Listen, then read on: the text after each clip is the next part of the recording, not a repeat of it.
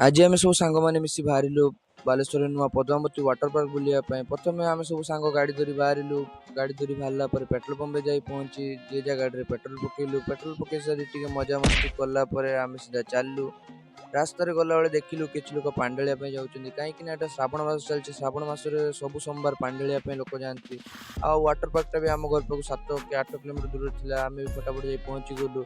आपण माने सांग माने कमेंट कर सियोर जणेबे आपण माने जाइछन। आमे जाई वाटर पार्क रास्ता रे पहुंची गलु। वाटर पार्क रास्ता रे पहुंचला परे आमे भी सीधा चाललु। रास्ता रे गला बेले देखिलु कि वाटर पार्क पाखरे गोटे मंदिर और गर्ल्स हॉस्टल थिला। आमे फटाफट आसी वाटर पार्क पाखरे पहुंची गलु। तापरे गाड़ी पार्किंग ठिया करी आमे ठिया हलु। किछि सांग आसी नथिले तापरे सब सांग आसी मिसी पहुंची गलु।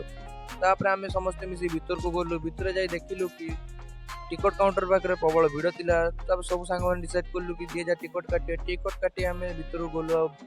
वीडियो पार्ट 2 छोट भाई चैनल टी सब्सक्राइब करंतु।